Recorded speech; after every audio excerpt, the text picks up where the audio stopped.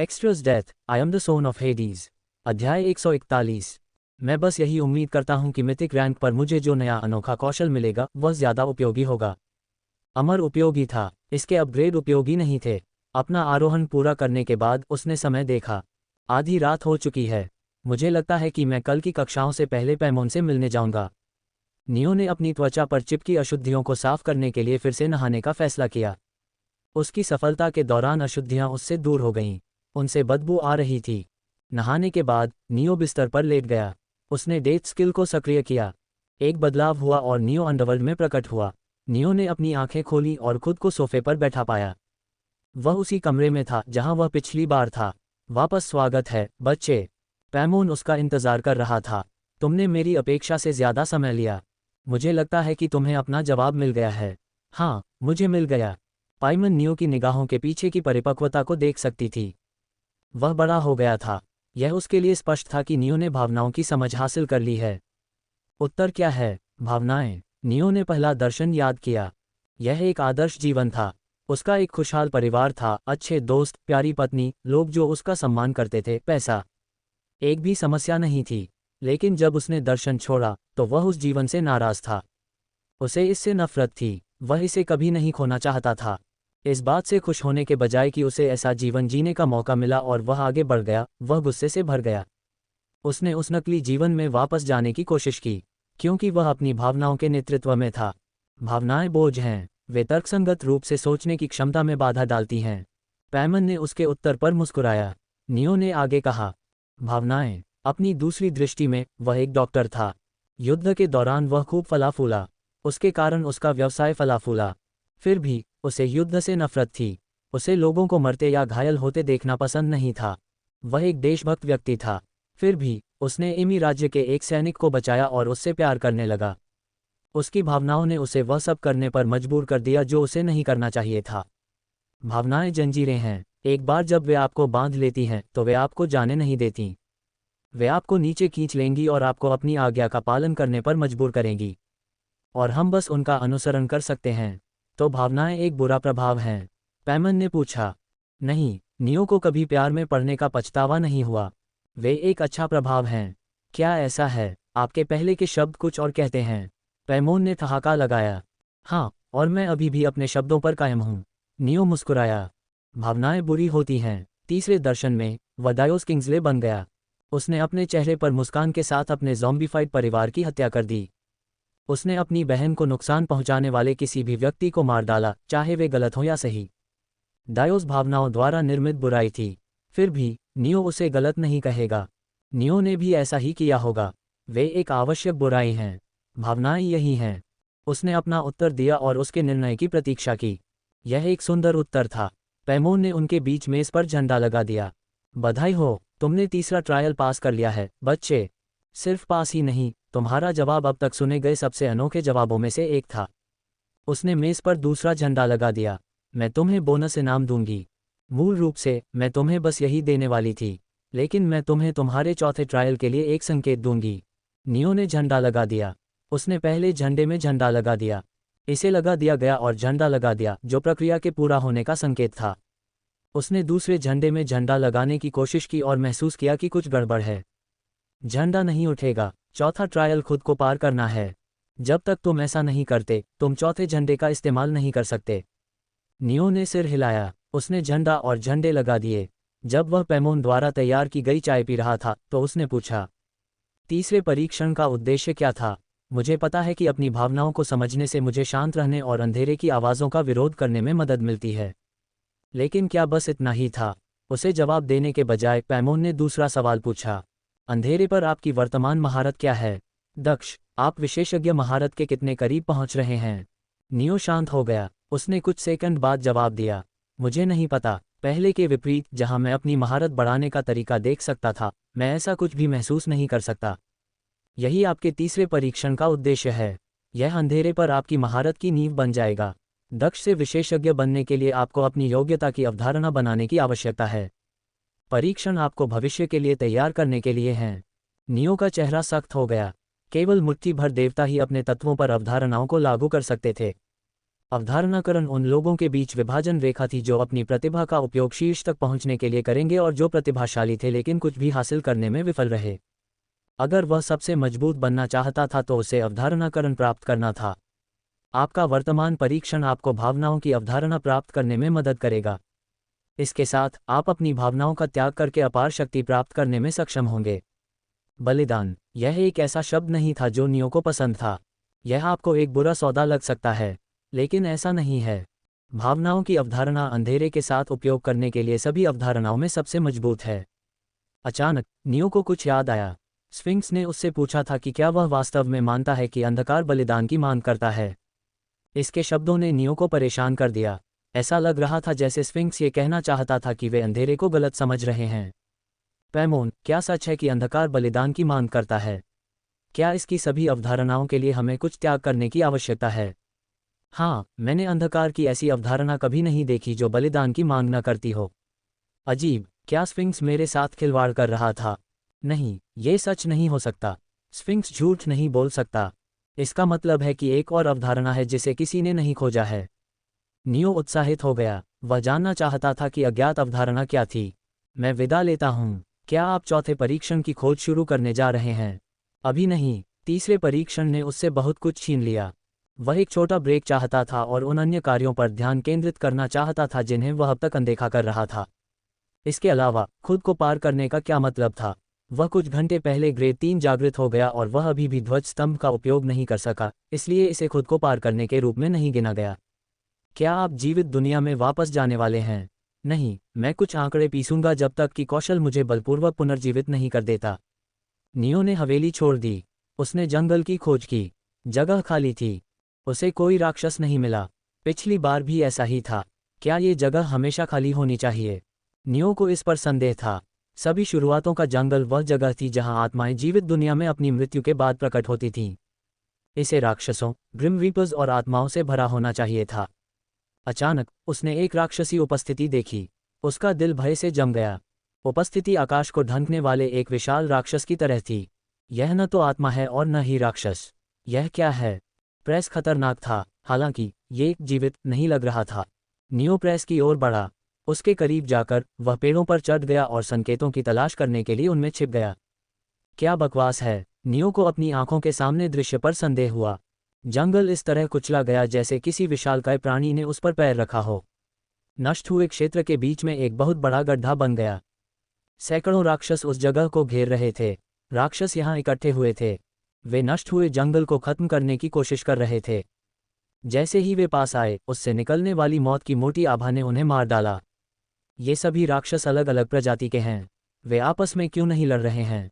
ये राक्षसों के सामान्य व्यवहार से अलग था। क्या उस जगह के अंदर कुछ है? नियो ने अपनी आंखें फैलाईं। ऐसा करने से वह राक्षसों को दिखाई देने लगा। उन्होंने उसे अनदेखा कर दिया और नष्ट हुए जंगल को नष्ट करने की कोशिश करते रहे।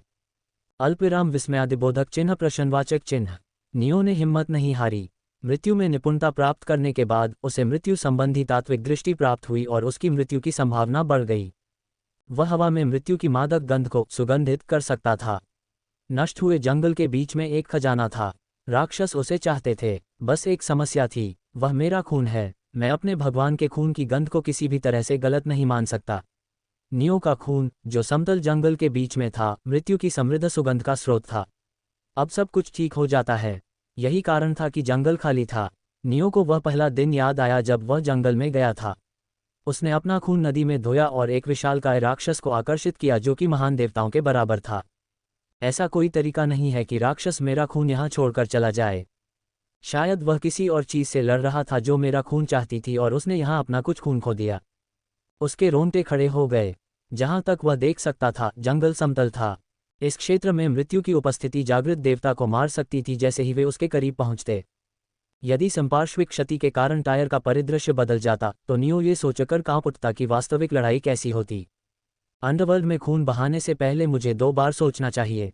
नियो की जिज्ञासा संतुष्ट हो गई। उसे समझ में आ गया कि जंगल खाली क्यों था। राक्षस विशाल राक्षस द्वारा गिराए गए उसके खून को खाने की कोशिश कर रहे थे। शायद ग्रिम रीपर्स अन्य स्थानों पर परिणाम को संभालने में व्यस्त थे। यह एक अच्छी खबर है। मैं अपने कुछ भगवान रक्त वापस पा सकता हूँ। विशाल राक्षस से खोया भगवान रक्त उसे कभी वापस नहीं मिला। उसने पहले कभी इसकी परवाह नहीं की क्योंकि उसने बहुत कुछ नहीं खोया था। लेकिन अब पैमोन के साथ अनुबंध के बाद उसके पास भगवान रक्त की कमी थी। नियो को जितना संभव हो सके उतना इसकी आवश्यकता थी। वह पेड़ से नीचे कूद गया। कुछ राक्षस उसकी ओर देखने के लिए मुड़े। उन्होंने कुछ सेकंड के लिए नियो को घूरा और फिर अपना ध्यान नष्ट हो चुके जंगल पर केंद्रित कर लिया। नियो क्षेत्र के किनारे पर चला गया। वह अपनी त्वचा पर मौत की मोटी चुभन महसूस कर सकता था। जैसे जैसे वह अंदर की ओर जाता गया, दबाव बढ़ता गया। उसने मौत का विरोध करने की कोशिश की। वह जितना करीब आता गया राक्षसों की संख्या कम होती गई। उसकी त्वचा फटने लगी, उसकी आंखें लाल हो गईं, मौत भारी पड़ रही थी। नियो आगे बढ़ता रहा। मृत्यु पर उसकी महारत इतनी नहीं थी कि वह घावों में छिपी मृत्यु का प्रतिरोध कर सके। उसके घावों से खून बह रहा था। नियो ने डार्कनेस का इस्तेमाल करके अपने बहते खून को पी लिया, इससे पहले कि कोई उसे पहचान पाता। उसकी हड्डियां चरमरा उठीं। उसे लगा कि उसकी त्वचा में हजारों सुइयां चुभ रही हैं। नियो की आंखें स्थिर रहीं। जब वह आधी दूरी पर पहुंच गया तो उसे लगा कि वह अपनी सीमा तक पहुंच गया है। उसने अपनी रक्षा बढ़ाने के लिए ओशन एम्ब्रेस और ऑरा ऑफ डार्कनेस का इस्तेमाल किया।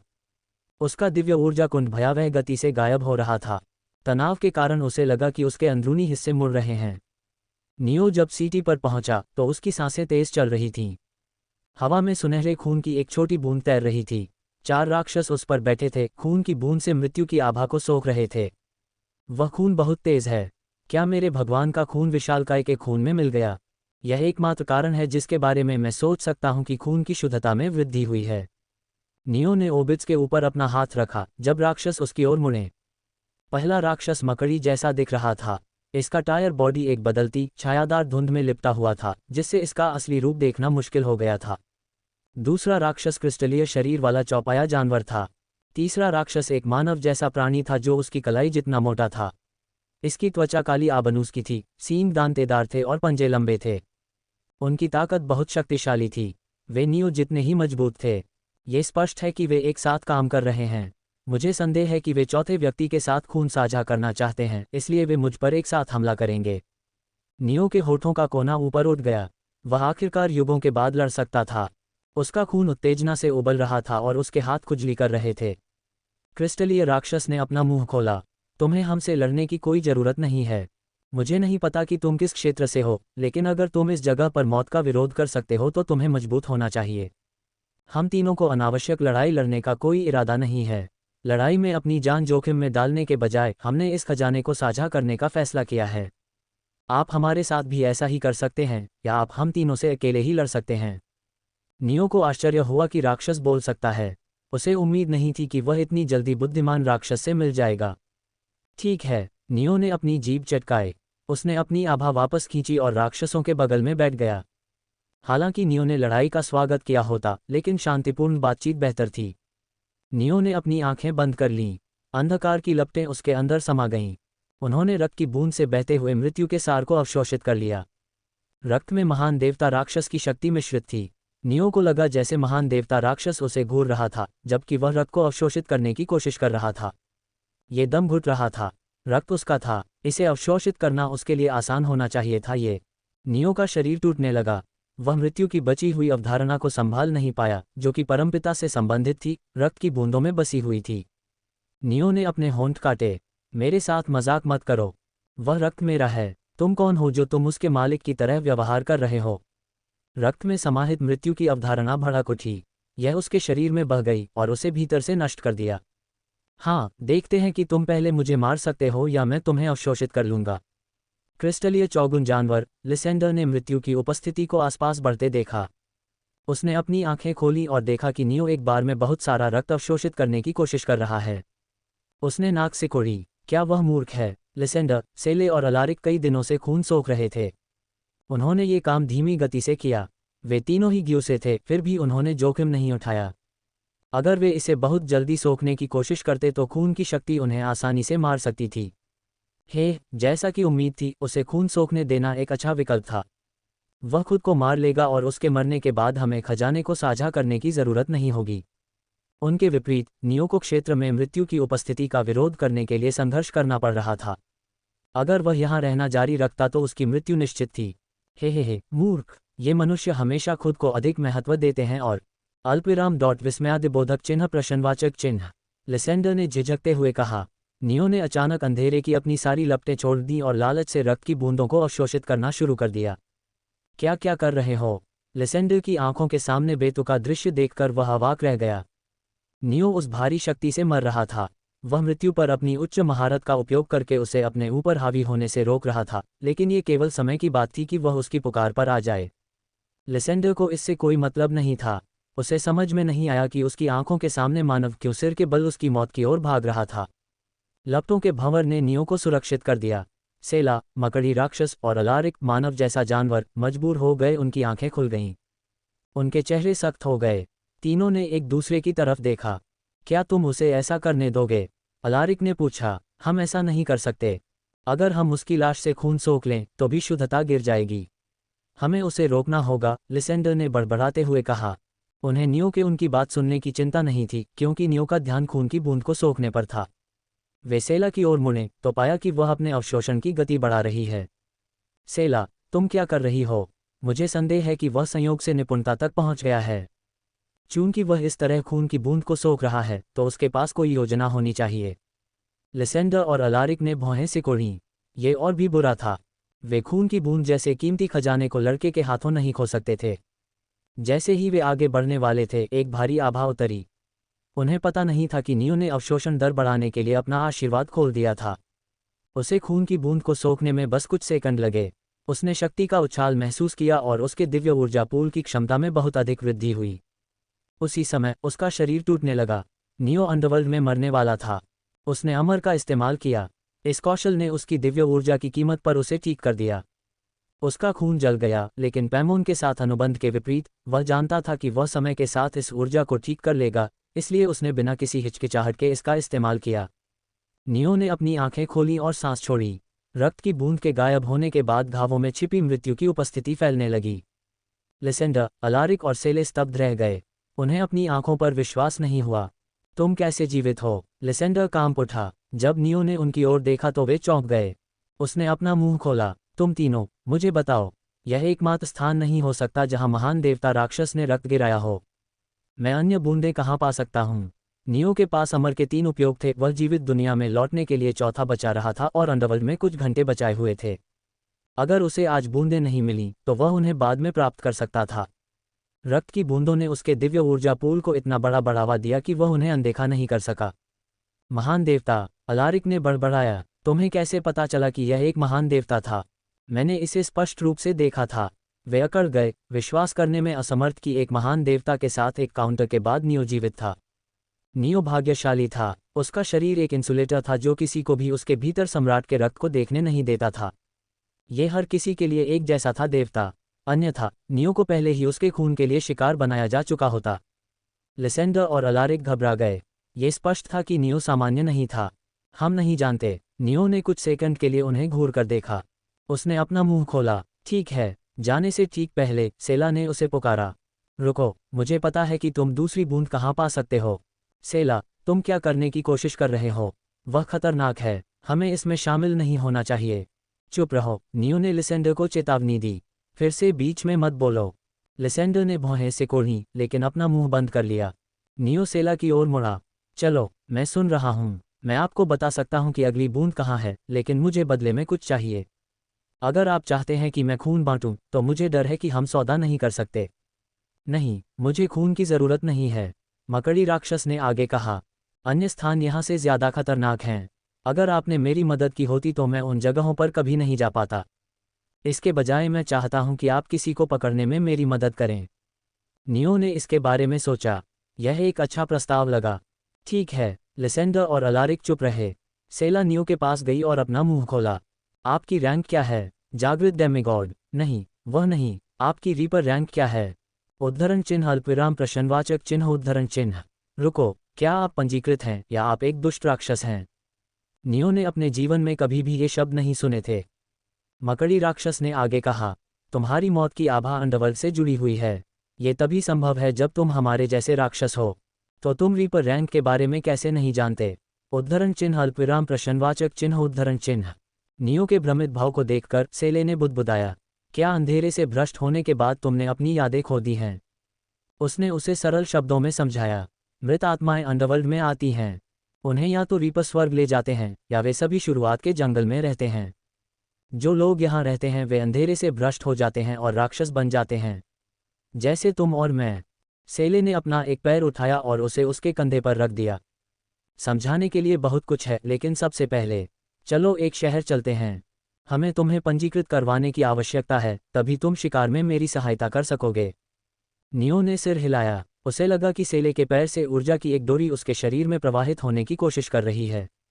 उसने उसे जाने दिया। उनके शरीर स्याही में बदल गए और छाया में गिर गए। सेला नियो को छाया आंदोलन के माध्यम से ले गई। सेले को अपनी दिव्य ऊर्जा पुनः प्राप्त करने देने के लिए उन्हें रास्ते में कई बार रुकना पड़ा। कुछ घंटों बाद वे एक शहर के समाधि में पहुंच गए। सेले ने छाया आंदोलन मंत्र को रद्द कर दिया। उनके शरीर अपने सामान्य रूप में लौट आए। वह स्थान राक्षसों से भरा हुआ था। एक आंख वाला छाता, दो पैरों पर चलने वाला एक विशालकाय कछुआ, जानवरों जैसे कान और पूंछ वाले मनुष्य। राक्षसों के अलावा यह एक सामान्य मध्ययुगीन मानव शहर जैसा लग रहा था। उनके पास दुकानें, इमारतें थीं और यह स्थान जीवन की जीवंतता से भरा हुआ था। वाह, यह अच्छा है न? सेले मुस्कुराया। रीपर्स के पहले शहर टाटेल में आपका स्वागत है। अब मेरे पीछे आओ। नियो ने इस जगह को आश्चर्य से देखा। उसे कभी उम्मीद नहीं थी कि वह अंडरवर्ल्ड में एक शहर देखेगा। दोनों ने शहर की सीमा पर विशाल प्राचीन इमारत की ओर देखा। सेले ने बाईं ओर की दीवार की ओर इशारा किया। यही वह जगह है जहां आप सामान्य मिशन देख सकते हैं। वे कुछ भी हो सकते हैं, नानी के लिए जड़ी बूटियां इकट्ठा करने से लेकर प्राचीन ड्रैगन का शिकार करने तक जो ठीक से जाग गया है। वैसे प्राचीन ड्रैगन वेल्डोरा ने कुछ महीने पहले नेमोरेक्स वांडरिंग जायंट पर हमला किया था। उनकी लड़ाई के दौरान खून की बूंदें गिरीं।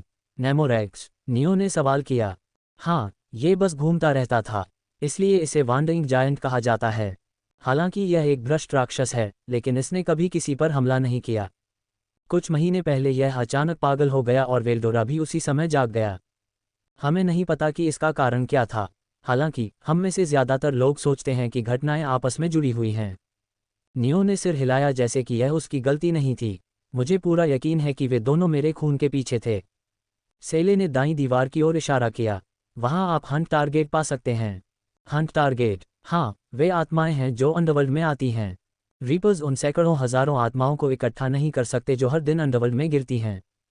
हम उनके लिए काम करते हैं। हम आत्माओं हंट टारगेट को रीपर्स के पास लाते हैं और बदले में पुरस्कार प्राप्त करते हैं। फिर भी उन्हें हंट टारगेट कहना काफी अनोखा है। नाम एकदम सही है। सेले और नियो ने रिसेप्शन पर एक लाइन बोली। जब वे अपनी बारी का इंतजार कर रहे थे, सेले ने उसे जगह के बारे में समझाना जारी रखा। कोई भी आत्मा स्वेच्छा से रीपर्स के साथ नहीं जाना चाहती। हमें उनका शिकार करना होगा। बिल्कुल सचमुच। उन आत्माओं का क्या जिन्हें तुम पकड़ नहीं सकते? वे बदकिस्मत लोग हैं जो अंधकार से भ्रष्ट हो जाएंगे और राक्षस बन जाएंगे। दोनों रिसेप्शनिस्ट के पास पहुंचे। काउंटर के पीछे एक उड़ती हुई खोपड़ी खड़ी थी जिसका कोई शरीर नहीं था। उसके हाथ में एक पी और टेलीकिनेसिस वाला कागज था। मैं इसे पंजीकृत करवाना चाहता हूँ। नाम, मृत्यु का समय, मृत्यु का स्थान। उसे याद नहीं है कि वह कब मरा। वह राक्षस बनते ही सब कुछ भूल गया। नियो ने उन्हें सही नहीं किया। सच्चाई समझाने के लिए बहुत परेशान करने वाली थी। इसके अलावा उसके हेड्स के वंश का होने की बात उसे खतरे में डाल सकती थी। नियो बारबाटोस और पैमोन से मदद मांग सकता था, जरूर, लेकिन इस बात की कोई गारंटी नहीं थी कि वे उसकी मदद करेंगे। उसे यह बिल्कुल स्पष्ट था कि वे उसे प्रशिक्षित करने में मदद करके उसमें निवेश कर रहे थे, लेकिन उन्होंने कभी भी उसके परीक्षणों के दौरान उसकी रक्षा करने की कोशिश नहीं की। अगर बारबाटोस और पैमोन उसकी मदद कर सकते थे, तो भी वह उनकी मदद नहीं चाहता था जब तक कि बिल्कुल जरूरी न हो। नियो अपनी ताकत से आगे बढ़ना चाहता था। अनावश्यक मदद केवल उसके विकास में बाधा डालेगी। उड़ती खोपड़ी ने नियो की ओर देखा। लड़के, क्या तुम्हें अपना नाम याद है? नियो हारग्रेव्स। ठीक है, अब इस पर अपना हाथ रखो। उसने एक काली क्रिस्टल बॉल उठाई और रिसेप्शन टेबल पर रख दी। यह क्या है? यह एक संदूषण मापने वाला उपकरण है, उड़ती खोपड़ी ने समझाया। 0% आत्माओं के लिए है। वे अंडरवर्ल्ड के विषाणु से बहुत प्रभावित नहीं हुए हैं। 0% संदूषण का मतलब है कि आप एक राक्षस बन गए हैं। 50% तब होता है जब आप अपनी विवेकशीलता खो देते हैं और एक भ्रष्ट राक्षस बन जाते हैं।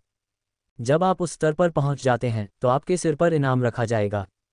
जब खोपड़ी ने नियो के हाव भाव देखे तो हंस पड़ी।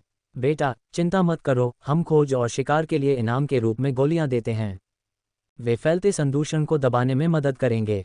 बेशक ये केवल एक अस्थायी तरीका है। यदि आप संदूषण को हमेशा के लिए रोकना चाहते हैं तो आपको रीपर बनना होगा। इसलिए यहाँ हर कोई कड़ी मेहनत करता है। हर अगर वे भ्रष्ट नहीं बनना चाहते तो उनके पास काम करने के अलावा कोई विकल्प नहीं है। नियो ने सिर हिलाया। स्पष्टीकरण प्राप्त करने के बाद उसने क्रिस्टल बॉल पर अपना हाथ रखा। कुछ नहीं हुआ। क्रिस्टल बॉल में कोई बदलाव नहीं हुआ। क्या है? नियो ने उल्टी खोपड़ी को देखकर बोलना बंद कर दिया और सेले अवाक रह गया। लड़के, तुम क्या हो? उद्धरण चिन्ह प्रश्नवाचक चिन्ह उद्धरण चिन्ह। क्रिस्टल प्रतिक्रिया नहीं कर रहा है। इसका मतलब है कि तुम 0% दूषित हो। शायद ये खराब हो रहा है। सेले ने कहा। यह स्पष्ट है कि उसने अपनी समझदारी बनाए रखी है। ऐसा कोई तरीका नहीं है जिससे उसका संदूषण 50% से अधिक हो सकता है। सच। उल्टी खोपड़ी नियो को घूर रही थी। लड़के, अगली बार जब तुम शहर में हो तो मुझे ढूंढना। मैं एक नया मापक यंत्र तैयार करवाऊंगा। उसने हवा से एक बैज बनाया और उसे नियो की ओर फेंक दिया। नियो ने बैज को ध्यान से देखा। Neo Hargreaves. संदूषण। Soul hunter rank. Soul initiate. Soul points 00। Soul initiate. ये नौसिखिया रैंक है। आप soul initiate, soul keeper, soul ward और अंत में सोल रीपर से जाते हैं। इसके बाद आपको ग्रिम रीपर बनने और स्वर्ग में जाने का मौका मिलता है। फ्लाइंग स्कल ने समझाया। मैं इसे मिशन इनाम के बीच सोल पॉइंट प्राप्त करने के रूप में लेता हूं। हाँ, और यह यहाँ की मूल मुद्रा है। मैंने सब कुछ समझा दिया है। अब आप चलें। रुको स्कालिक्स, हम यहाँ समाप्त नहीं हुए हैं। सेले ने जारी रखा। मकड़ी की आवाज़ में फुफकार और समझ में आने वाले शब्दों का अजीब मिश्रण था। वह मेरे साथ एक मिशन स्वीकार करने जा रहा है। लेडी, तुम्हारा मतलब? वह मिशन है। तुम अपने साथ एक नौसिखिया ले जाना चाहती हो। स्कालिक्स, तुम्हें पता है। ओह, मैं तुम्हें जानता हूँ लेडी। तुम्हारी पिछली टीम टाटेल की सबसे अच्छी टीमों में से एक थी और वे पलक झपकते ही खत्म हो गई। तुम पागल हाउंड को नहीं हरा सकते। अपने बदला लेने के लिए इस युवा लड़के को मारने की कोशिश करना बंद करो। सेले ने फुफकार मारी। उसकी आभा खतरनाक तरीके से भड़क उठी। स्कालिक्स, बस अपना काम करो। मेरे जीवन में दखल मत दो। हर्र, मैं अपना काम कर रहा हूँ। उल्टी खोपड़ी ने नियो की ओर देखा। तुम क्या करोगे बेटा? मैडहाउंड ऐसा व्यक्ति नहीं है जिसे तुम संभाल सको और उसने कुछ ज़्यूस कबीले की आत्माओं को सही तरीके से भर्ती किया है। वह कभी इतना शक्तिशाली नहीं रहा। वेल्डोरा और नेरोमैक्स की लड़ाई के दौरान गिरी रक्त की बूंदों का स्थान जानने के लिए मुझे कितना भुगतान करना होगा? नियो ने पूछा। उद्धरण चिन्ह अल्पविराम उद्धरण चिन्ह। स्केलिक्स ने नियो के प्रश्न के पीछे की भावना को समझ लिया। उल्टी खोपड़ी ने आह भरी। सेले बूंदों में से एक का स्थान बताने जा रही है न? यदि तुम वह जानकारी बेचोगे तो तुम एक बार में ही सोल वार्ड बन जाओगे। उसके शब्दों ने नियो के इरादे की पुष्टि की। नियो सेले की मदद करेगा और बदले में जानकारी प्राप्त करेगा। ठीक है, मुझे अपने सोल हंटर बैज दे दो। मैं तुम दोनों को मिशन जारी कर दूंगा। सेले ने शैडो स्पेस से अपना बैज निकाला। उसने इसे स्कैलिक्स को दे दिया। नियो ने भी वैसा ही किया। उल्टी खोपड़ी ने बैज को वापस करने से पहले उसमें मिशन का विवरण जोड़ दिया। तुम बैज पर मिशन का विवरण पढ़ सकते हो लड़के। अब चले जाओ। तुम दोनों ने बहुत पहले ही लाइन को ब्लॉक कर दिया है। नियो और सेले एक तरफ खड़े हो गए। नियो, मैडहाउंड के बारे में छिपाने के लिए मुझे खेद है। मैं कुछ दिनों बाद मिशन में आपकी मदद करने के लिए वापस आऊंगा। उद्धरण चिन्ह। क्या आप भागने वाले हैं? सेले ने उदास हंसी निकाली। ये ठीक है, आपको बहाने बनाने की ज़रूरत नहीं है। शुरू से ही मेरी गलती है। मुझे आपसे अनुरोध नहीं छिपाना चाहिए था। सेले, चुप रहो। नियो ने अपनी जीभ चटकाए। अगर मैं भागने वाला होता तो मैं मिशन स्वीकार नहीं करता। तुम जो भी सोचो, मैं एक असफल मिशन को अपने रिकॉर्ड में नहीं रहने दूंगा। नियो को जाना पड़ा। उसकी समय सीमा लगभग समाप्त हो गई थी।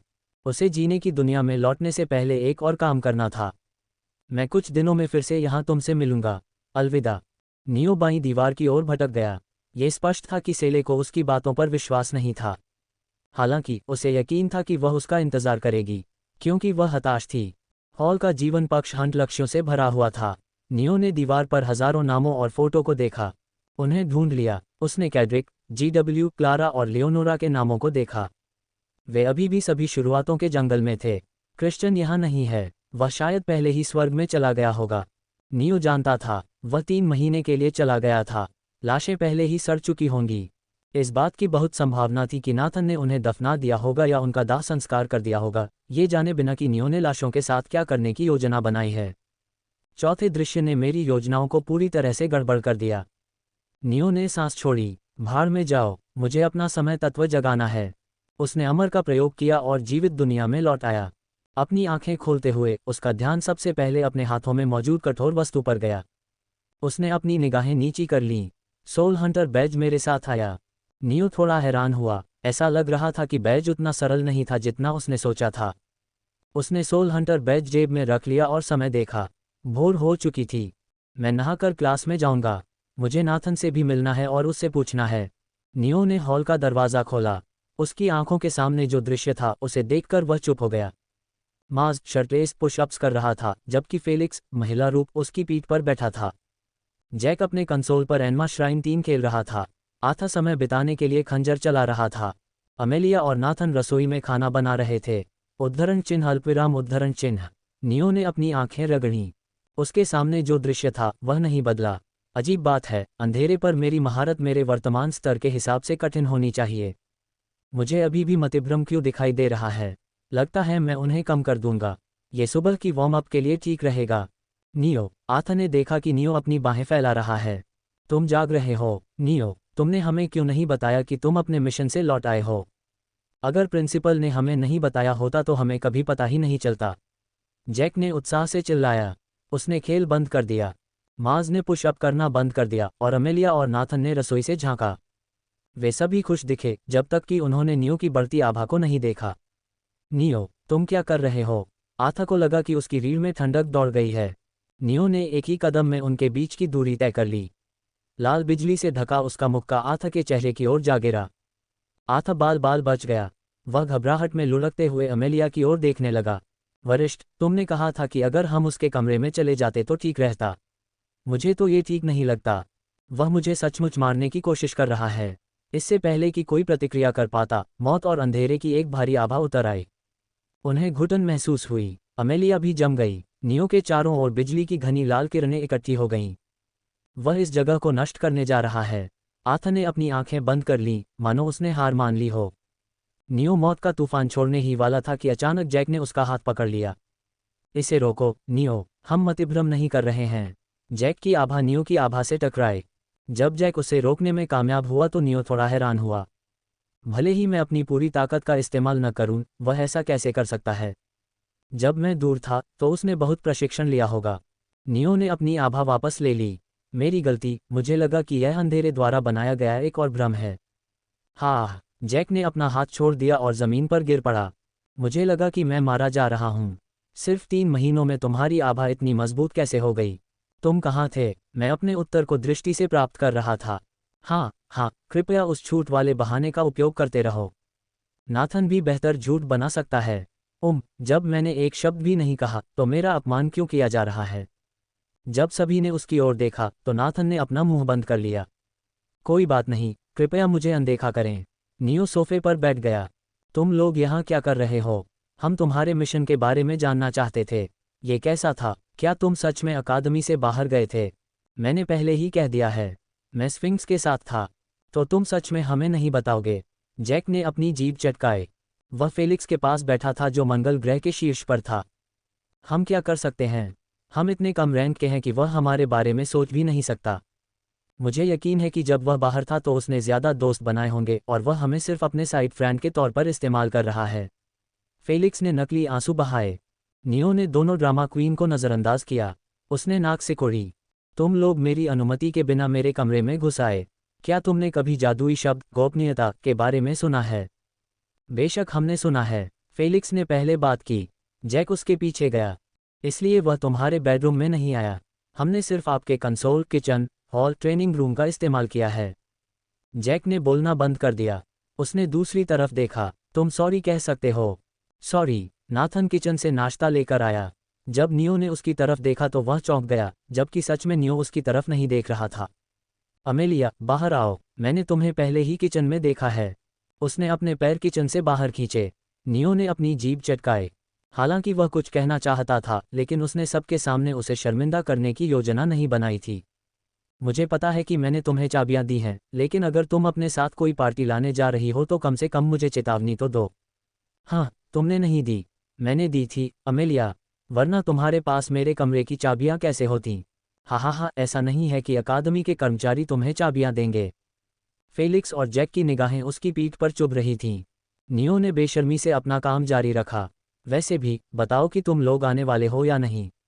मैं तुम सब के लिए कुछ तैयार कर देता, जैसे कि ताला बदलना। समूह मेज के चारों ओर बैठ गया। वे नियो से उसके मिशन के बारे में पूछते रहे, जबकि उसने कहा था कि वह स्फिंक्स के साथ था। चिढ़कर उसने लगभग मेज पलट दी और उन पर डेथ स्निप चला दिया। स्वादिष्ट भोजन ही एकमात्र कारण था जिसके कारण उसने सभी को माफ कर दिया। नाथन, तुमने खाना बनाया है न? हाँ हाँ, सीनियर अमेलिया ने भी मदद की। उसके पास पहले से ही मेरे कमरे की चाबी है। नियो ने आगे कहा। तुम्हारे कमरे में रसोई नहीं होगी। जब तुम कैफेटेरिया का खाना नहीं खाना चाहो तो तुम मेरा इस्तेमाल कर सकते हो। मैं तुम्हें अपने कमरे की चाबी दूंगा। मेरे बारे में क्या? मैं भी। नियो ने जैक और फेलिक्स को अनदेखा किया और मास को घूरता रहा। मैं तुम्हें भी एक चाबी दूंगा। मेरा प्रशिक्षण कक्ष तुम्हारे प्रशिक्षण कक्ष से बेहतर होना चाहिए। तुम इसका उपयोग कर सकते हो। धन्यवाद। यदि तुम आभारी हो तो मेरे घर में नंगे होकर मैट पर पसीना टपकाते हुए मत घूमो। हा, इसके लिए क्षमा करें। आथ नियो को ऐसे घूर रहा था जैसे कोई बच्चा अपने सांता क्लॉस का इंतजार कर रहा हो। क्या मुझे भी चाबी मिलेगी? भाड़ में जाओ। क्यों? तुमने एक मास को दे दी। नियो ने उसे घृणा से देखा। क्या तुम मेरे साथी हो? नहीं। क्या तुम मेरे लिए खाना बना सकते हो? मैं बना सकता हूँ। क्या तुम नाथन की तरह स्वादिष्ट खाना बना सकते हो? मैं कोशिश कर सकता हूँ। क्या तुम एक सुंदर लड़की हो? 3 सवाल 3 बार बेकार। तुम्हें अस्वीकार कर दिया गया। मेरे पास तुम्हें अपने कमरे में आमंत्रित करने का कोई कारण नहीं है। आथ ने एक अजीब सी मुस्कान दी। अरे, तुम पहले इतनी तीखी जुबान वाले नहीं थे। ठीक है, मैं वह नहीं हूं जो किसी की अनुमति के बिना उसके कमरे में घुस जाता हूं। आथ को ऐसा लग रहा था जैसे उसके साथ अन्याय हुआ हो। वह एकमात्र व्यक्ति था जिस पर हमला किया गया और उसका अपमान किया गया। नियो ने आह भरी। ठीक है, मैं तुम्हें एक चाबी दूंगा। ऐसा चेहरा बनाना बंद करो। ये घिनौना है। जैक और फेलिक्स के बोलने से पहले नियो ने कहा, मैं तुम्हें भी 2 दूंगा। बेशक, मैं चाबियां बांटने के बाद ताला बदल दूंगा। मैं असली चाबियां केवल माज और नाथन को दूंगा। शोरगुल भरे नाश्ते के बाद वे कक्षाओं में जाने के लिए तैयार हो गए। नाथन, मैं तुमसे बात करना चाहता हूँ। किनारे आ जाओ। नाथन ने सिर हिलाया। वह नियो की ओर बढ़ने ही वाला था कि अचानक जैक ने उसके कंधे पर हाथ रखा। जैक ने नाथन से कुछ फुसफुसाया। नाथन ने सिर हिलाया और सबके साथ चला गया। तुमने उससे क्या कहा? मैंने उससे कहा कि तुम शायद लाशें मांग रहे थे। चूंकि मेरे पास हैं, इसलिए वह जा सकता है। तुमने उन्हें ले लिया? हाँ, मुझे ले जाना पड़ा। नाथन उन चीज़ों को ले जाते समय घबरा गया। इसलिए मैंने उन्हें उससे ले लेने का फैसला किया। जैक की परछाई फैल गई।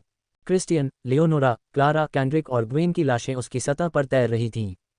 नियो के चेहरे पर भाव खराब हो गए। वह तीखी गंध और अपनी आंखों के सामने खूनी दृश्य को बर्दाश्त कर सकता था। हालांकि वे सड़ रहे हैं। नियो को इसकी उम्मीद थी। जब उसने अपनी असफलताओं को अपनी आंखों से देखा तो उसे बहुत बुरा लगा। भाड़ में जाओ। जब नियो सोच रहा था, जैक ने अपना मुंह खोला। तुम उन्हें फिर से जीवित करना चाहते हो, है न? चौंकने के बावजूद नियो ने तटस्थ भाव बनाए रखा। क्या ये संभव भी है? मुझे लगता है कि यह तुम्हारे वंश के साथ संभव हो सकता है। नियो ने कुछ नहीं कहा। आह नियो, मृत्यु कोई सज़ा नहीं है।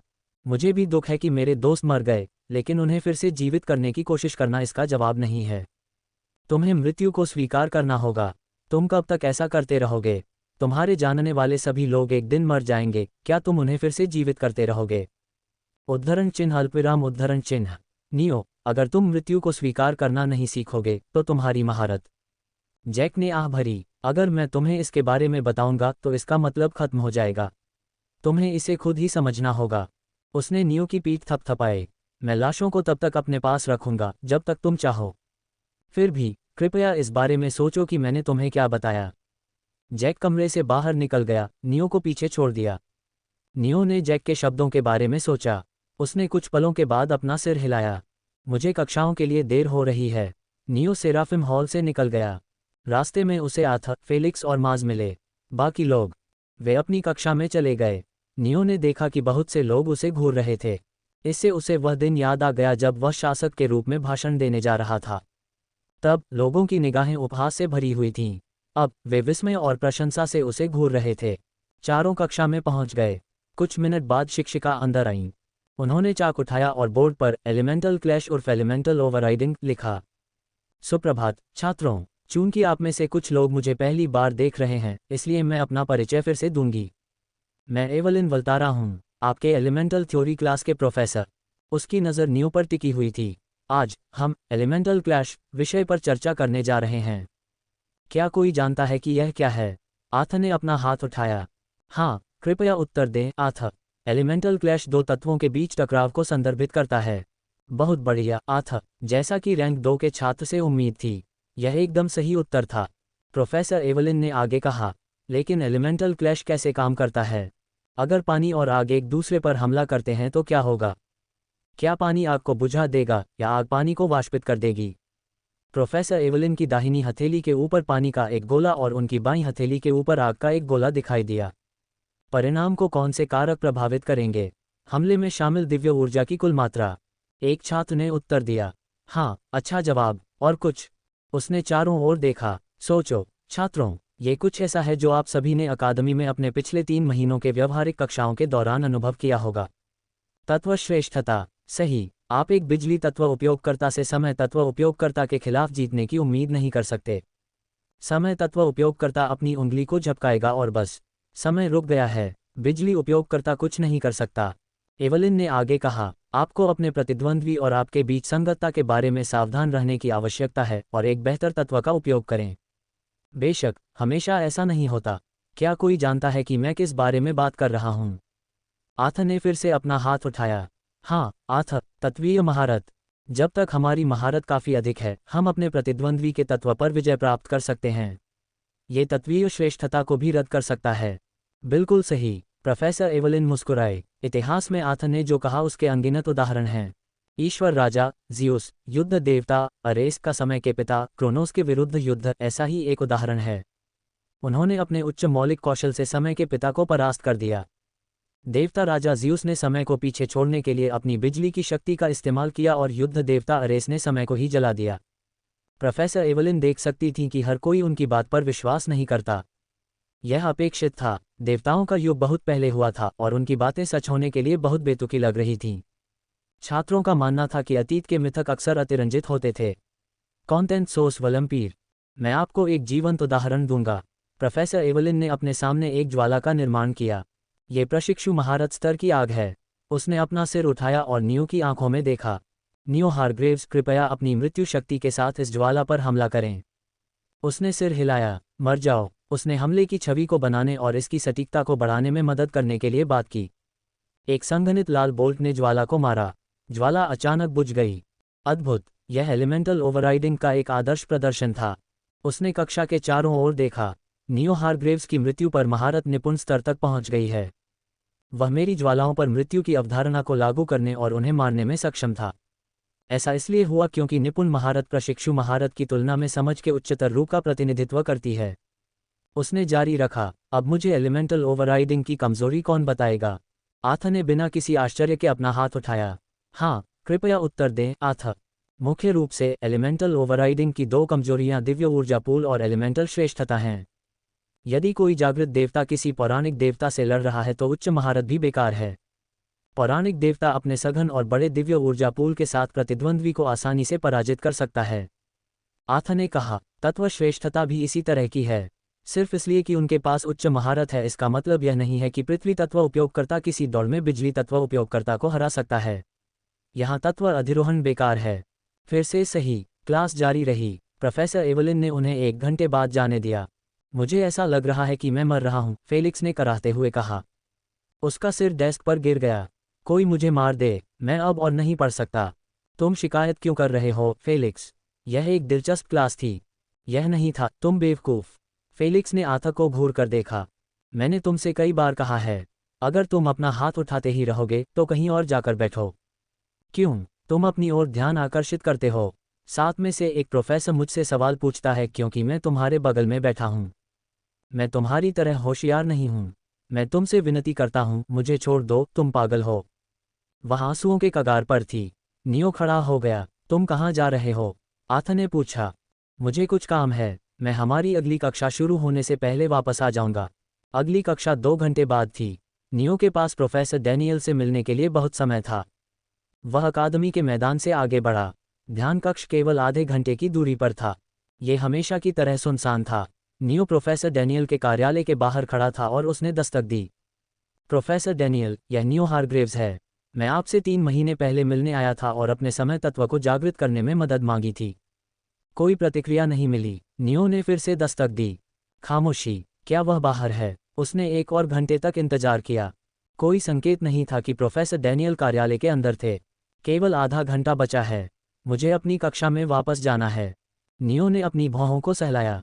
वह कक्षा स्थल की ओर जा रहा था, तभी चमकीले नारंगी बालों वाली एक लड़की ने उसका रास्ता रोक लिया। क्या तुम्हें मुझसे कुछ चाहिए? हाँ, मुझे चाहिए। क्या तुम मुझे ऑटोग्राफ दे सकते हो? नियो ने कलम ली और खाली कागज पर हस्ताक्षर कर दिए। धन्यवाद। मैंने कभी नहीं सोचा था कि मैं रूलर से अपनी डायरी पर हस्ताक्षर करवा पाऊंगा। नहीं, ये खुशी मेरी है। मैं ही वह हूं जो कोषाध्यक्ष के संपर्क में आने पर आश्चर्यचकित हूं। लड़की स्तब्ध रह गई। क्या तुम मुझे जानते हो? हाँ, मैं तुम्हें क्यों नहीं जानती? उसने अजीब सी मुस्कान के साथ अपना गाल खुजलाया। मैं लगभग हमेशा छात्र परिषद के कामों में व्यस्त रहती हूँ। मुझे शायद ही कोई पहचानता हो, क्योंकि मैं छात्र परिषद कार्यालय से कभी बाहर नहीं निकलती। तो मुझे आश्चर्य हुआ कि तुम मुझे जानते हो। अमेलिया ने मुझे तुम्हारे बारे में बताया।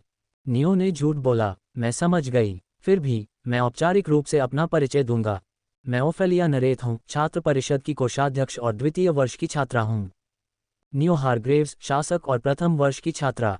उन्होंने हाथ मिलाया। क्या आप मुझे सिर्फ ऑटोग्राफ के लिए खोजने आए हैं? हाँ, ठीक है, मैं लगभग भूल ही गया था। परसिवल आपसे मिलना चाहता है। अभी अभी मेरी कक्षाएं। मुझे पता है कि आपकी कक्षाएं चल रही हैं, लेकिन हमें एक महत्वपूर्ण कार्य के लिए आपकी ज़रूरत है। यही है। ओफेलिया ने यह सुनिश्चित करने के लिए चारों ओर देखा कि कोई भी चुपके से सुन तो नहीं रहा है। उसने फुसफुसाते हुए कहा, स्टूडेंट काउंसिल ने आपके लिए आवेदन पत्र खोलने का फैसला किया है। नियो का चेहरा सख्त हो गया। उसे अपने कानों पर विश्वास नहीं हुआ। स्टूडेंट काउंसिल में शामिल होने के लिए आवेदन पत्र? लेकिन ये केवल दूसरे सेमेस्टर से शुरू होता है। ईमानदारी से कहूं तो तुम सही हो। ओफेलिया और नियो स्टूडेंट काउंसिल की ओर चलने लगे। नियो इससे अपनी कक्षाएं छोड़ सकता था। उसे स्टूडेंट काउंसिल में शामिल होने से अनगिनत लाभ मिलेंगे। सबसे अच्छा लाभ मिशन पुरस्कारों से 2 गुना क्रेडिट प्राप्त करना था। इसके अलावा वह परीक्षाएं छोड़ सकता था और फिर भी पासिंग ग्रेड प्राप्त कर सकता था। ये सबसे अच्छा है। मिडटर्म आ रहे हैं और मैंने विशन में आने के बाद से कुछ भी नहीं पढ़ा है। अगर मैं स्टूडेंट काउंसिल में शामिल हो सकता हूं तो मुझे टेस्ट में शामिल होने की कोई ज़रूरत नहीं है। जब वे रास्ते में थे, ओफेलिया ने बोलना जारी रखा। आपका मामला अनोखा है। एस रैंक मिशन के दौरान आपके प्रदर्शन ने एक ऐतिहासिक रिकॉर्ड बनाया है। अफवाह है कि प्रिंसिपल ने आपको अकादमी के बाहर एक मिशन पर व्यक्तिगत रूप से भेजा है। और आपका अतीत एक रहस्य है। उसने आगे कहा, हेनरी हारग्रेव्स का छोटा भाई, दर्ज वंश में कोई ज्ञात अर्धदेव माता पिता नहीं, और 0-8477 के केवल 2 जीवित बचे लोगों में से एक। ये तथ्य कि आप अचानक एक शासक बन गए और भी अधिक आश्चर्यजनक है। कोई भी आपकी वंशावली के बारे में नहीं जानता। क्या आप उत्सुक हैं? हाँ, मैं हूँ। हर कोई उत्सुक है। यह मृत्यु का सम्राट है, मृत्यु के महान देवता हेड्स की वंशावली। यह असंभव है। ओफेलिया हंसी। अच्छा मजाक। अगर आप अपनी वंशावली को उजागर नहीं करना चाहते हैं तो ये ठीक है। अकादमी की नीतियां छात्रों को अपनी वंशावली को गुप्त रखने की अनुमति देती हैं। एकमात्र नियम यह है कि यदि आप अपनी वंशावली को उजागर करते हैं तो ये सत्य होना चाहिए। तो इस तरह के चुटकुले मत बनाए, आप मुसीबत में पड़ जाएंगे। नियो ने कंधे उचका दिए। उसने सच कहा। यह उसकी समस्या नहीं थी कि वह उस पर विश्वास नहीं करती थी। ओफेलिया ने आगे कहा, वैसे भी बाहरी ताकतें हम पर, छात्र परिषद पर, आपकी क्षमताओं को सत्यापित करने के लिए दबाव डाल रही हैं। वे जानना चाहते हैं कि क्या प्रिंसिपल अतिरंजित अफवाहें फैला रहे हैं, या क्या आप वास्तव में उतने ही मजबूत हैं जितना वे कहते हैं। संक्षेप में, आप अपने परिवारों के आदेश के कारण ऐसा कर रहे हैं। नियो ने पूछा, मुझे यकीन है कि यह छात्र परिषद के सदस्यों के रूप में आपके अधिकारों का हनन है। वास्तव में हनन नहीं। आवेदन परीक्षण से हमें आपकी सीमाएं जानने में मदद मिलेगी और आप छात्र परिषद में शामिल हो जाएंगे। दोनों पक्षों को लाभ होगा। ठीक है। वे एक कॉलिजियम पहुंच गए। द्वार खुल गए। जैसे ही वे उस स्थान पर पहुंचे, ओफेलिया ने उन्हें एक अलग रास्ते की ओर इशारा किया। मैं दर्शक सीटों पर जाऊंगी। आपको युद्ध क्षेत्र में प्रवेश करने के लिए उस गलियारे से नीचे जाना चाहिए। क्या हम सीधे परीक्षण शुरू कर रहे हैं? हाँ, समय ही पैसा है। नियो ने सिर हिलाया। उसने उसके निर्देशों का पालन किया और एक बड़े स्टेडियम में चला गया। चारों ओर देखते हुए उसने देखा कि कुछ सीटें भरी हुई थीं। लगभग सभी छात्र परिषद के सदस्य कुछ प्रोफेसरों के साथ मौजूद थे। परसिवल ऊपर कोलोसियम के शीर्ष पर खड़ा था। उसने अपनी आवाज़ में दिव्य ऊर्जा भर दी। उसकी आवाज़ की तीव्रता बढ़ गई। नियो हारग्रेव्स, सावधानीपूर्वक विचार विमर्श और छात्र परिषद के बीच सर्वसम्मति से मतदान के बाद, हमने आपको एक विशेष आवेदन परीक्षा देने की अनुमति देने का फैसला किया है। आवेदन परीक्षा की सामग्री पिछले वर्ष की परीक्षा के समान ही है। हालांकि, चूंकि यह एक विशेष परीक्षा है, इसलिए कठिनाई बढ़ जाएगी। बेशक, हम आपको 500 क्रेडिट का अतिरिक्त इनाम देंगे। क्या आप परीक्षा में भाग लेना चाहते हैं या छोड़ना चाहते हैं? छात्र परिषद की परीक्षा दूसरे सेमेस्टर में हुई। उस समय तक छात्रों को अकादमी द्वारा उचित रूप से प्रशिक्षित किया गया था। फिर भी केवल कुछ छात्र ही परीक्षा पास कर पाए। नियो 3 महीने पहले परीक्षा दे रहा था और यह एक कठिन संस्करण था। वह उत्साहित हो गया। आखिरकार, मैं लड़ सकता हूँ। योर चैप्टर सोर्स वलम्पीर। उसने अपना मुंह खोला। मैं परीक्षा देने के लिए तैयार हूँ। अच्छा, पर्सिवल मुस्कुराया। महान मी के पास सबसे पहले क्लियर करने का रिकॉर्ड है।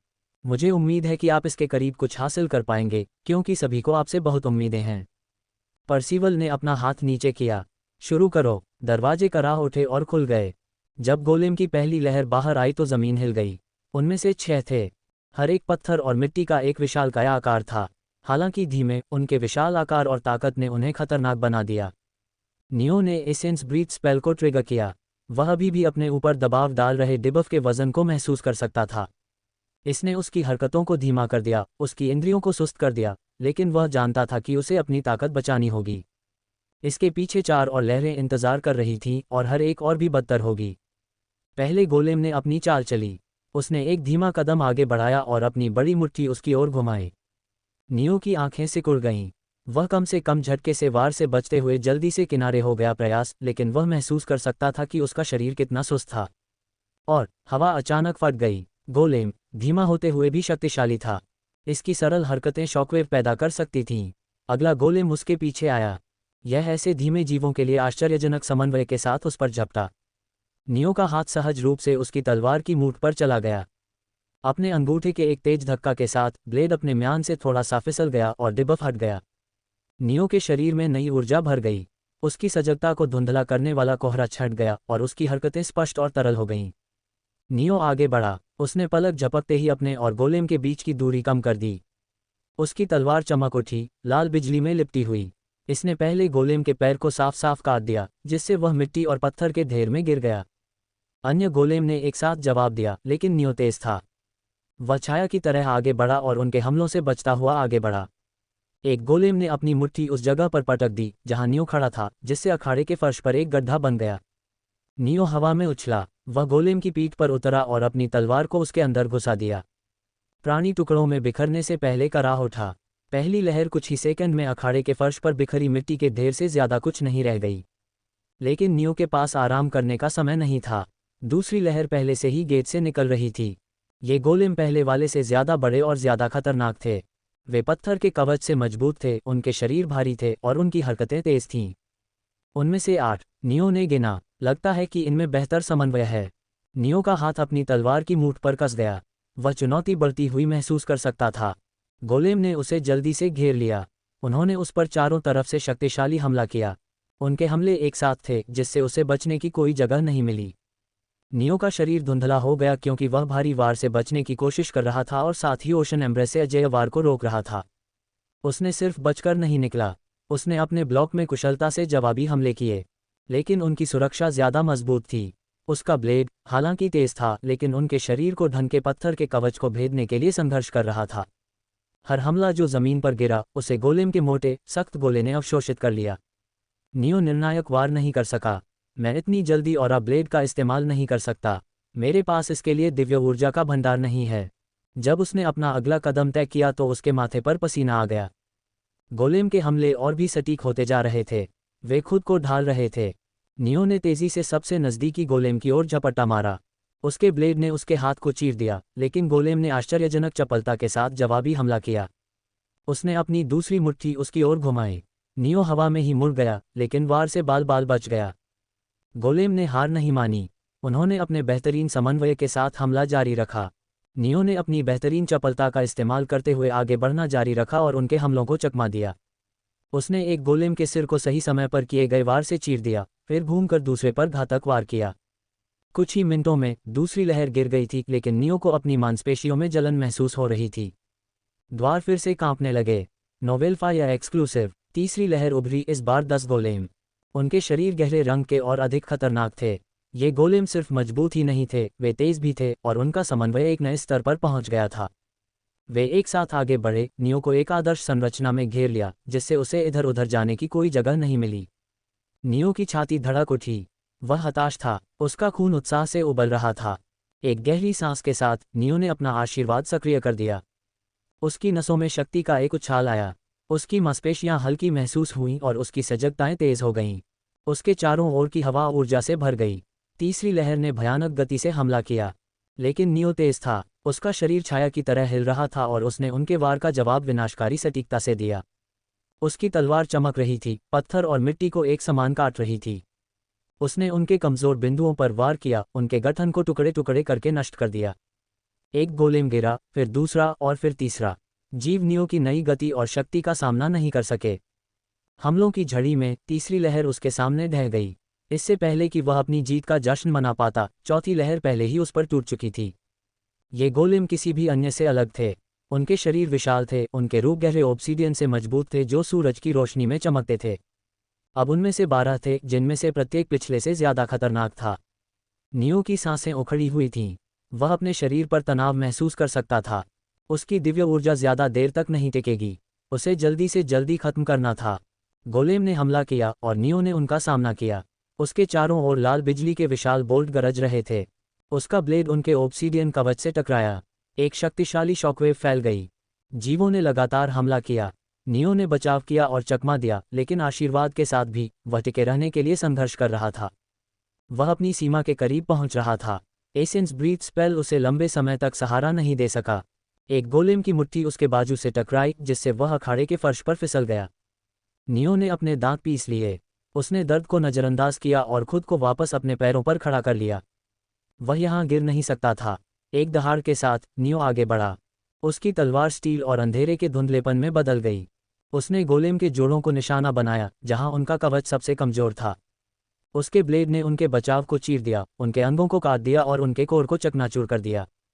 चौथी लहर मजबूत थी, लेकिन नियो उससे भी ज्यादा मजबूत था।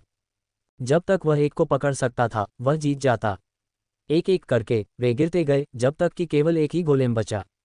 नियो भारी सांस लेते हुए उसकी नज़र से मिला। उसने अपनी ऑब्सीडियन मुठ्ठियां उठाकर हमला किया। नियो ने एक ही शक्तिशाली प्रहार से गोलेम को 2 टुकड़ों में काट दिया। लेकिन जैसे ही वह गिरा, द्वार एक बार फिर कांप उठे। पांचवीं और अंतिम लहर उभरी। नियो का दिल शांत रहा। उसका शरीर भले ही फटा हुआ था, लेकिन उसने इससे भी बदतर परिस्थितियों का सामना किया था और बच गया था। यह उसे हराने के लिए पर्याप्त नहीं था। गोलेम बहुत बड़े थे, उसके ऊपर शुद्ध पत्थर से बने शरीर थे जो दिव्य ऊर्जा से मजबूत थे। उनमें से 15 थे। उनके हर कदम से जमीन हिल रही थी। नियो का शरीर विरोध में चीख उठा। वह आराम करना चाहता था। चल, यह आराम करने का समय नहीं है। नियो ने अपनी मृत्यु और अंधकार की आभा को प्रकट किया। एक भारी उपस्थिति उतरी। गोलेम लड़खड़ा गए। नियो ने मौका नहीं छोड़ा। वह उनके बीच गोता लगाने लगा। लाल बिजली के विशाल बोल्ट गोलेम में जा गिरे। राक्षस खड़े हो गए क्योंकि लाल बिजली उनके बचाव को भेदने में विफल रही। निकटतम गोलेम ने नियो की ओर मुक्का मारा। उसने हाथ को अंधेरे की आभा में लपेटा और मुक्का पकड़ लिया। काली लपटों ने प्रभाव को अवशोषित कर लिया। इससे पहले कि गोलेम जवाबी हमला कर पाता, नियो ने तलवार को उसके शरीर में घुसा दिया और तलवार के माध्यम से उसके अंदर मौत की आभा को इंजेक्ट कर दिया। उनका बचाव मजबूत था, लेकिन उनके अंदरूनी हिस्से अभी भी कमजोर थे। गोलेम फट गया। धूल और बजरी हवा में भर गई। नियो ने इसे एक अवसर के रूप में इस्तेमाल किया। वह अगले गोलेम के सिर की ओर कूदा और उसकी गर्दन काट दी। दृश्यता के नुकसान ने गोलेम को प्रभावित किया। नियो ने ग्रिम रीपर की तरह उनके संगठित होने से पहले ही उनकी जान ले ली। हर गोलेम आसानी से नहीं गिरता। प्राणी ने अपनी विशाल मुट्ठियों का इस्तेमाल जमीन को हिला देने वाले वार करने के लिए किया। उन्हें रोकने से उसे ऐसा महसूस हुआ जैसे वह ट्रकों से टकरा रहा हो। नियो हौंफते हुए और थके हुए बिना रुके अपनी तलवार घुमाते रहे। अचानक परसिवल की आवाज गूंजी। परीक्षण समाप्त हो गया है। चिल्लाने से नियो अपनी स्तब्धता से बाहर आ गया। नियो को एहसास हुआ कि सभी गोलेम मर चुके थे और वह उनके टूटे हुए शरीर के अंगों से भरे अखाड़े में खड़ा था। वह जोर जोर से हौंफ रहा था। उसके शरीर पर कोई बड़ी चोट नहीं थी। नियो अपने प्रशिक्षण के परिणामों को महसूस कर सकता था। अगर यह पहले होता तो वह इस स्तर की लड़ाई में घातक रूप से घायल हो जाता या शायद हार जाता। नियो हारग्रेव्स परीक्षण पूरा करने में लगा समय 34 मिनट 24 सेकंड। पर्सिवल ने नियो को मिश्रित भावनाओं के साथ देखा। उसका रिकॉर्ड नहीं टूटा। उसने सबसे तेज क्लियर का खिताब बरकरार रखा।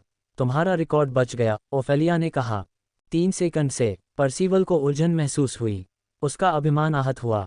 अगर नियो ने सामान्य कठिनाई के साथ परीक्षा दी होती या दूसरे सेमेस्टर में परीक्षा दी होती तो वह अपना रिकॉर्ड तोड़ सकता था। ओफेलिया ने जब उसकी अभिव्यक्ति देखी तो वह हंस पड़ी। बहुत दुखी मत हो, वहाँ हमेशा एक बड़ी मछली होती है। अगर वह नहीं होता तो यह मॉर्गन होता जो तुम्हें दिखाता कि तुम कभी सबसे प्रतिभाशाली नहीं थे। मैं सबसे प्रतिभाशाली हूँ, पर्सिवल मुस्कुराया। मैंने अपनी परीक्षा इंडोर में दी थी जहाँ सूरज मुझ तक नहीं पहुँच सकता था। मैं इसके कारण अपने आशीर्वाद का उपयोग नहीं कर सका। अगर मैं कर पाता तो मेरा समय कम होता। ओफेलिया हताश हो गई। उसने अपनी जीभ चटकाई और उन सीटों पर वापस आ गई जहां अन्य छात्र परिषद के सदस्य बैठे थे। अल्पविराम। कैसियन उन प्रोफेसरों पर था जो परीक्षा देखने आए थे। उन्होंने गवाह की भूमिका निभाई। वह अच्छा है। कैसियन ने अपने होंठ चाटे। उसने अपना स्मार्टफोन निकाला और एक नंबर डायल किया। रिंगटोन कुछ मिनट तक बजती रही। यह मैं हूँ, उसने जोड़ा। मैंने अपनी आंखों से नियो हारग्रेव्स के प्रदर्शन की पुष्टि की है। वह कैसा था? अच्छा। कैसियन की नज़र नियो द्वारा अपने पीछे छोड़े गए विनाश पर टिकी रही। हवा अभी भी मौत के तत्वों से भरी हुई थी। वह एक अनुभवी है।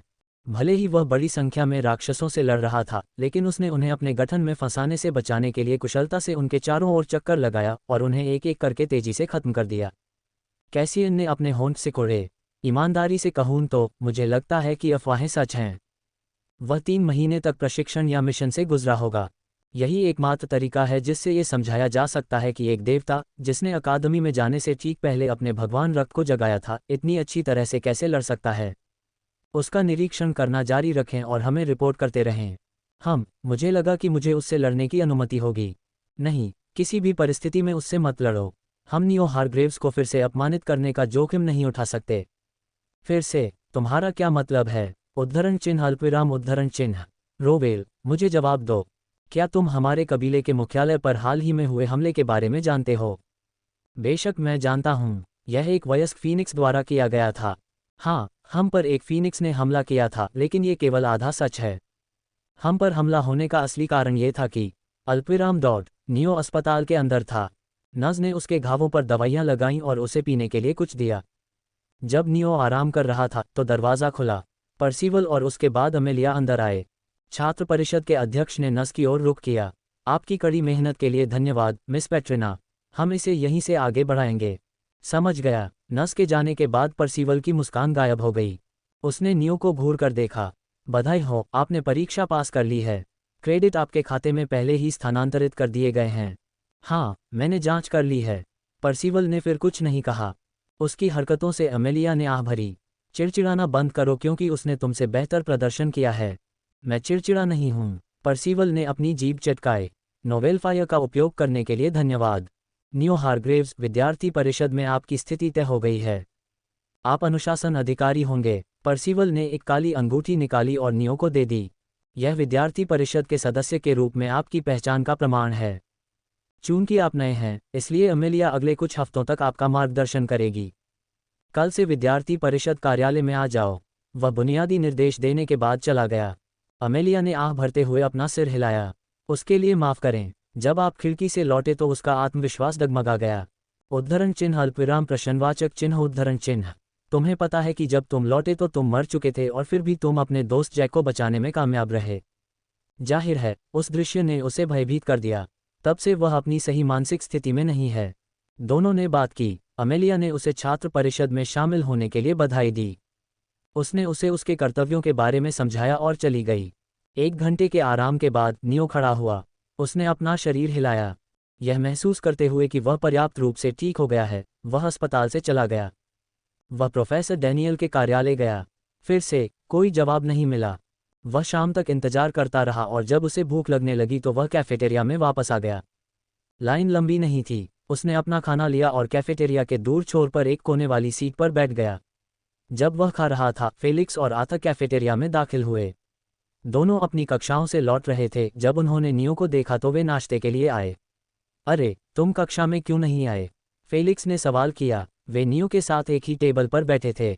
मैं व्यस्त। किस काम में व्यस्त? फेलिक्स ने बोलना बंद कर दिया जब उसने नियो की उंगली पर काली अंगूठी देखी। आथ ने उसी समय अंगूठी देखी।